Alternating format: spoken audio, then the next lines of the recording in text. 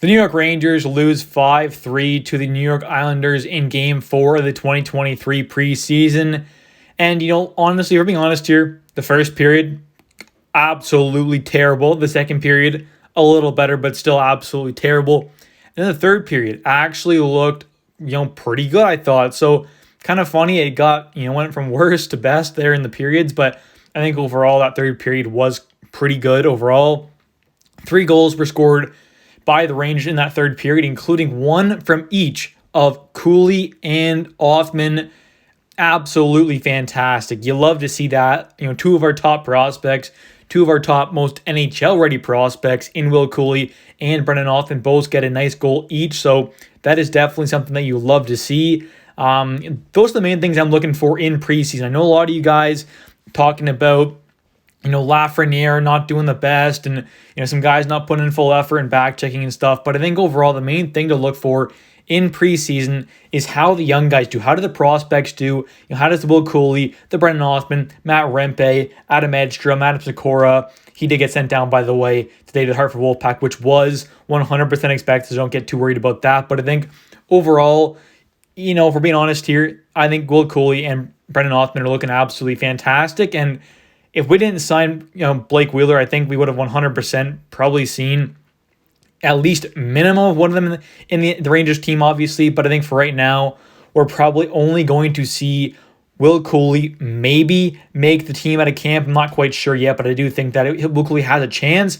I think it's still very slim, but it is still possible technically. But I kind of do expect both of them to start the year with the Hartford Wolfpack still, even though they both looked quite fantastic. And yes, you could argue they have looked better than Lafreniere, but I do think that for their development, getting top 6 minutes in the AHL, getting top PP time for both of them should be the best for their development overall, because they both could be top 6 forwards one day in the NHL. But you look at the goalies here. Jonathan Quick gives up 4 goals on 25 shots. Another disappointing performance from him. He gave up 3 goals in his previous appearance. So not what you want to see at a Quickie at all. Very, very disappointing.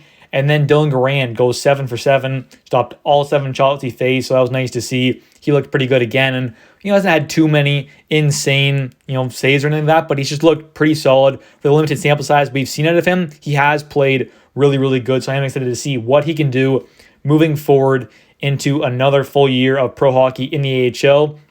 And I think that the chance he could be the actual starter down there. I'm kind of wondering whether they do a tandem kind of thing where it's, closer to 50-50 split between him and Louis Domingue, or are they going to do a 60-40 split and give Dylan Garand more, starts and stuff. I hope they do that, because Dylan Garand could actually be one day a pretty solid NHL goaltender, I think. So that's good to see another good performance there today.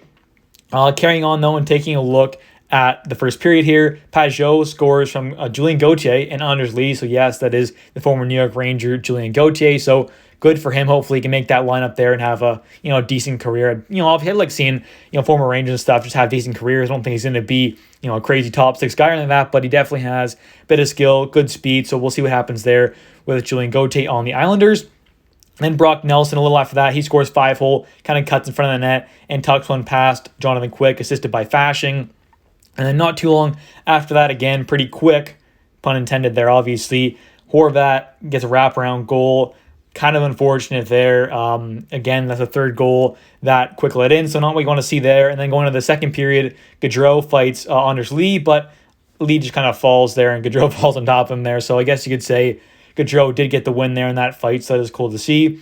And then Clutterbuck, a little after that, he gets a goal, scores from a pass below the goal line, and he just kind of tucks it home, kind of like a forehand one-timer shot there, so good for him, I guess. But obviously another goal on Quickie, not what you want to see at all. And then going into the third period, you have Dylan Garand coming to the net, obviously, and like I said, he stopped 7 of 7 shots he faced. He looked pretty good.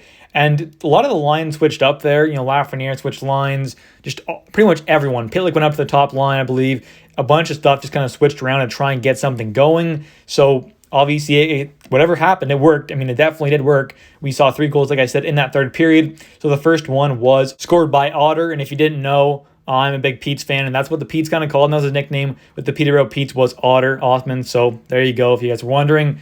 Othman scores there, kind of knocks down the pass with his skate. He tucks it home, and it was assisted by big 6'7" Still pretty young prospect as well. Matthew Rempe out of the WHL. And then Trocheck gets an assist as well.